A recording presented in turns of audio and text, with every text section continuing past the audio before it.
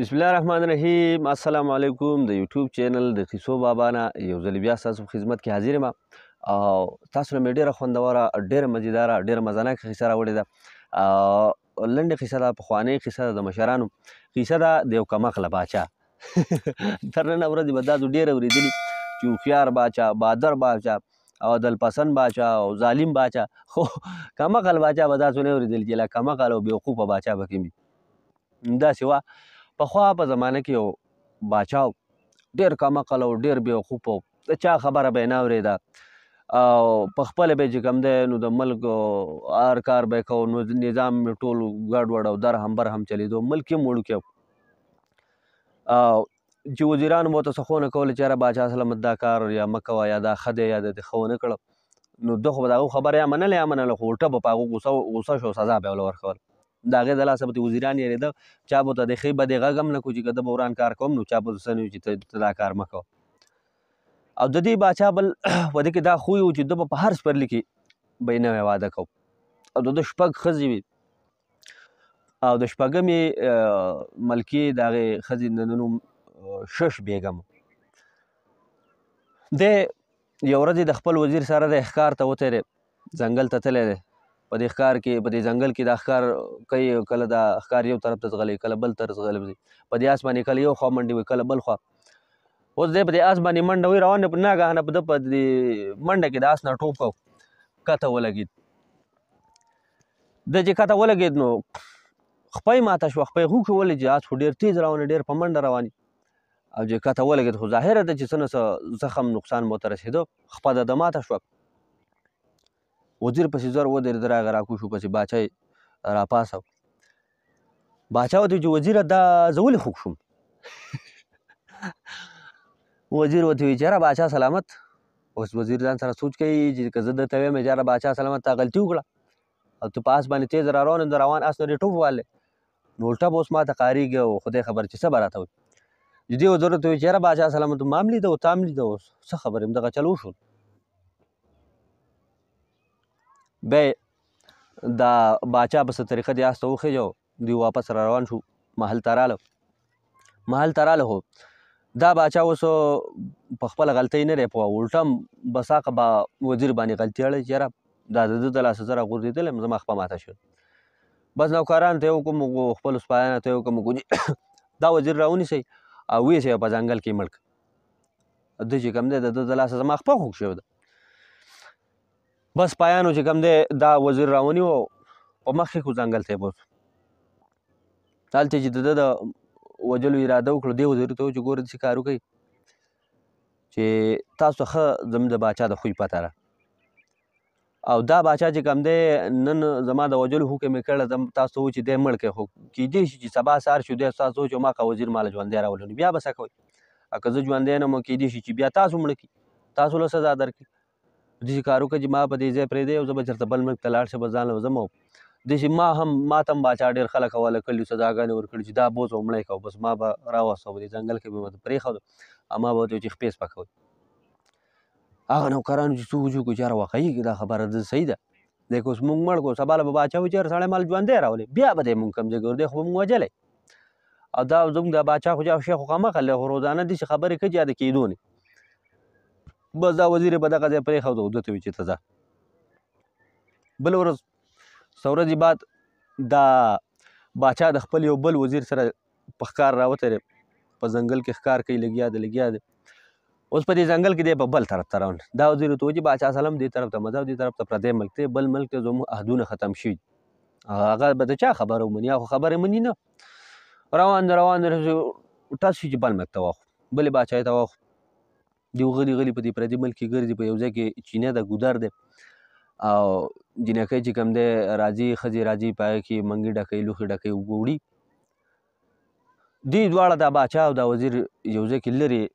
د یو غټ کمر شاته پټ ولاړ دي، دغه دا ښځې د یو بل سره مشغولتیا کوي، خبرې اترې کوي، د دوی دا خبرې اوري.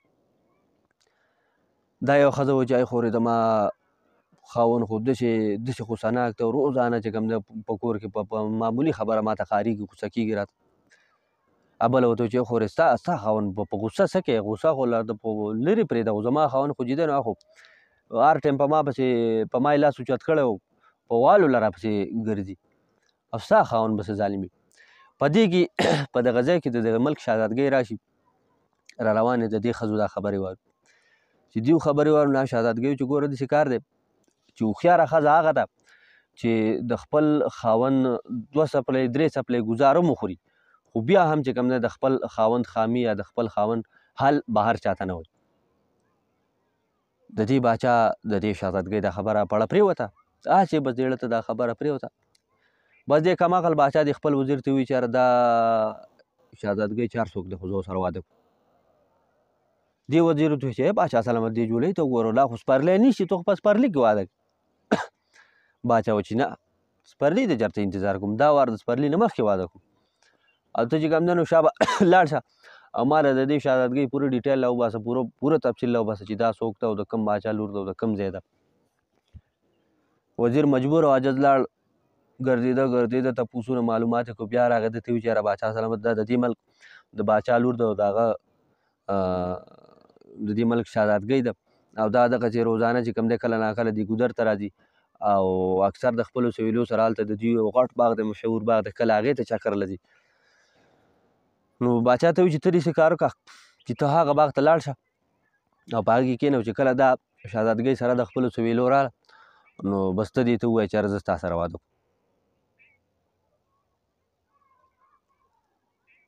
باچا وایي چې ټیک ده خو دا خبره چې دا شهزادګۍ چې دا دغې باغ ته د شپې راوځي. باچا وایي چې زه ټیک ده. باچا لاړ شه چې څنګه ماښام لاړ شه په دې باغ کې کېناسته خو باچا چې کوم دی نو هغه عاجز خو ډېر ناراض او په خپل ملک کې هم به چې ماښام کېده نو هغه به اوده و چېرته سهار په غرمه په 10 بجې به راپاڅېده غرمه ډز چېرته داسې د شپې د یخو کېناستو عادت لاړ په دې باغ کې په یو ځای کې ناست چې 7 منټه شوي ده هلته خو تیاره لګېدله بس دی بېغمه اوده شوی دی خرړارې خېږي. شهزادګۍ سره د خپلو سویلو راله په دې باغ کې ګرځي راګرځي نو څه ګوري چې هر یو کس په دې باغ کې پروت دی. دې شهزادګۍ حیرانه شوې چې یار دلته څوک راغلي دي چې راله تماشه یې وکړه دا یې وکته دا سړی ولیدو نو پوه شو چې یار دا چېرته د لباس مباس نه چېرته باچا ښکاري څوک باچا دی څوک دی او هر څوک چې دي خو په ما پسې راغلی. بیا دې شهزادګۍ سره یو 3-4 غوزان و هغې راوغسته دې باچا ته یې په جیب کې کېښوده او په خپله د خپلو سویلو سره خپلو ملګرو سره غلي بس په بل طرف روانه شو. باچا ځوان خو اوده دی. سبا سهار چې ښه نور وختو ښه سره غرمه شوه ښه مزېدار باچا ښکلی مزېدار راپاڅېد چې ګیر چاپېره وکتو هېڅ څوک هم نشي باغ خوشې پروت. بیا چې باچا جیب ته وکته په جیب کې 3-4 غوزان پراته دي. باچا وایي چې یاره دا څنګه چل دا غوزان زما دې جیب کې د کومې غاړې راغله دا پسې چل شوی دا سوچ دا کار لیبل ځان سره په دېړه کې کوي خو شی بېوقوفه دی قمقل دی څه سوچ فکر یې پې نه رسي. بس د هغه ځای نه خپل آس ته وخوته را روان شو راغی وزیر ورته په انتظار ولاړ دی عاجز. وزیر ورته وایي باچا سلامت څه چل دې وکړو. باچا ورته وایي چې یاره وزیره زه بس بېګا چې لاړم اوده شوی وم او شهزادګۍ به یا راغلي یا به نه راغلی خو زما خیال چې نه ده راغلی خو ته راته ته ووایه چې دا زه چې بېګا اوده کېدم زما سره په جیب کې څه غوزان څه شی نه ما سره اوس په جیب کې غوزان دي چې دا رقمې غاړې راغله. وزیر پرې پوه شو وزیر ورته وایي چې باچا سلامت شهزادګۍ راغل وه شهزادګۍ راغل وه او ته اوده وې نو دا غوزان یې درته په جیب کې ایښي دي. دی وایي ښه نو د دې غوزانو آخر مطلب سره دی ولې زما ته په جیب کې ایښي دي. وزیر ورته ویلي چې یاره باچا سلامت دی شهزادګۍ تا ته دا خبره کول غواړي چې ته لا زما قابل نه او ته لا د ماشومانو په خوی کې او ته د دې غوزانو سره لوبې کوه. باچا وایي چې یاره اوس به څه کوو. باچا ورته وایي وزیر ورته وایي چې باچا سلامت داسې کار کوو چې ته داسې په آرام کې نو ته شپه نشي رونولی ته د شپې رونولو عادت نه خو داسې کار کوو چې زه به ستا لاس زخمي کړم ګوته به دې زخمي کړم نو د شپې به مې دا یخه یخه هوا لګي او هغه به نری نری دړ کوي نو د هغې د لاسه به ته نشي اوده کېدی نو دغه شهزادګۍ به راشي ستا به سره ملاقات وشي. باچا وایي چې زه ټیک ده. چې کله بیا بل مازدیګر شو نو دا وزیر ولګېد د دې باچا ګوته یې زخمي کړه او دی یې ولېږه روان یې کړو. باچا چې کله باغ ته راورسېدو په باغ کې کېناستو ماښام تیاره ولګېده سیلی چلیږي د ده په دې ګوتو په دې زخم باندې چې کوم دی نری نری هوا لګي هغه خو دړ کوي باچا کله د دړ عادتي تکلیف ورته میلاویږي دا لاس یې دړ کوي نو دا عاجز اوس یخ ناست په دې کې شهزادګۍ بیا د خپلو ملګرو سره چې کوم ده را روانه ده. دی چې ولیدي چې یاره باغ کې څوک ولاړ نو د شهزادګۍ د سویلې وویل چې دا څوک دی. شهزادګۍ ته وویل چې تاسو یارېږئ مه ما ته پته د شهزادګۍ پسې بیا راله د دې تپوس وکړو چې ته څوک یې؟ ده ورته ویل چې زه د پلانکي ملک باچا یم او ته مې خوښه شوې ستا سره واده کوم. شهزادګۍ ورته ویل چې دا څه خبر زما سره واده کول غواړې نو ما ته څه وی خو ولاړ شه زما پلار سره خبره وکړه که نه. هغه سره خبره وکړه چې هغه رضا شو بیا پکې ځي. بادشاه ډېر خوشحاله دی په منډو منډو خپل وزیر خواله راغی چې هلکه وزیره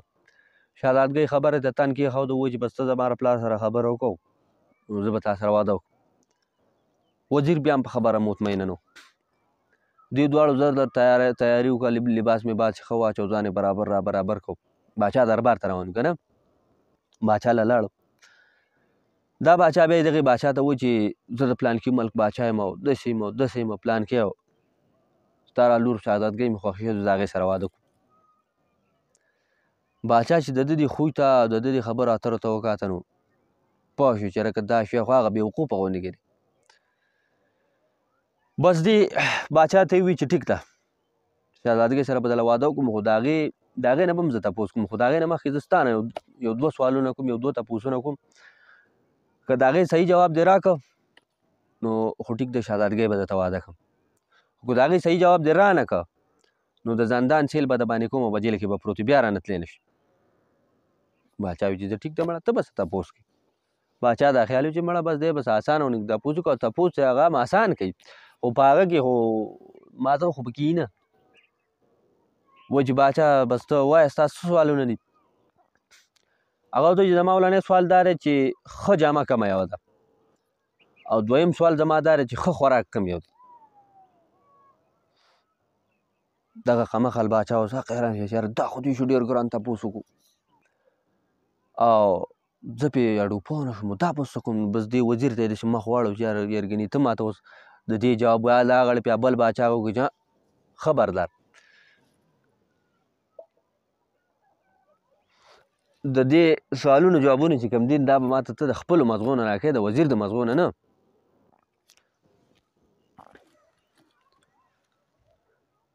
باچا حیران شي چې یاره اوس ده ته څه ووایم بیا هغه ته وایي چې یاره باچا ښه جامه خو دا ده چې ما اچوله بس همدا ښه جامه ده او ښه خوراک هم دغه دی چې ښه خوراک هم هغه دی چې کوم زما وزیر یې پخوي. نو باچا چې دا جوابونه واورېده نو بلکل غلط دا جوابونه صحیح نه دي او نوکرانو ته یې حکم چې په فورن کې دا باچا چې کوم دی زندان ته واچوي. باچا جیل ته وغورځو او وزیر یې وځغلو چې ځه خپل ملک ته ځان رسوه. وزیر په منډه خپه چې کوم دی نو هغه راغی خپل ملک ته راغی او د باچا هغه شپږمه ښځه چې وه د ټولو نه کشره شش بیګم نوم چې و هغې ته ټوله قصه وکړه چې دا چلو شو. شش بیګم ورته وایي چې خبردار ګورې په دې ملک یا په دې محل کې دا خبره بل چاته ونه کړي بیخي خپله خوله چپ وساته او بیا هغه نورې ملکې یا مشران یې ټولې راټول کړو د هغو سره سلا وکړه چې یاره ځو او باچا پسې ځو خپل خاوند راازاده وکړي. دغه وزیر د ځان سره کو په خپله چې کوم دی نو ښه لباسونه یې واچوله خو په طریقه ښه ځان یې برابر کړ او د دغه وزیر سره را روان شو هغه ته لار معلومه وه دغه باچا دربار ته. هلته چې راورسېده د باچا سره بیلاو شو نو د شش بیګم د باچا ته وایي چې باچا سلامت زموږ خاوند ستا سره تا جیل کړی او تا ګرفتار کړی داسې تپوسونه یې تاسو کړي دي هغه که داسې ستا خو دې خو خبرې کړي دي د هغې موږ معذرت غواړو دغه چې کوم سوالونه دي خیر د هغې جواب به موږ درکړو خو ته زموږ خاوند نوم باچا راپرېږده. هغه باچا ورته چې ګوره داسې کار دی چې د دې باچا نوم ما ستاسو د دې خاوند نوم ما ډېر مخکې اورېدلی چې دا داسې بېوقوفه دی او داسې قمقل دی خو لیدلی مې نه و او بل ورځ مې وم لیده چې دی څه نمونه قمقل او څه نمونه بېوقوفه دی خو تاسو چې کوم دی تاسو کې عقل شته تاسو هوښیاران یې او زه اړو چې کوم دی تاسو نه تپوسونه نه کوم بس لاړ شئ خپل باچا تاسو مې آزاد کړو دا والی او ځئ.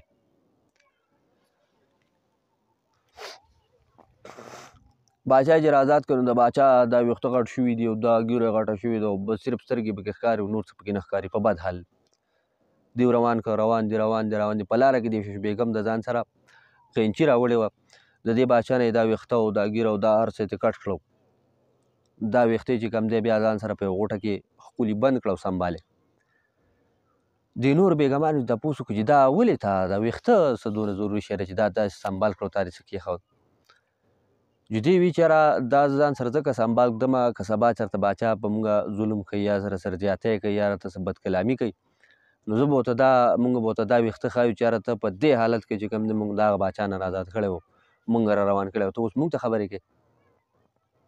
باچا په ځان پوه شو باچا راغی نو باچا په ځان پوه شو چې یاره دا خو په دې چل کار نه کېږي خپلې ته به بیخي خپله به نه وی خامخا څه نه څه به د بل اوري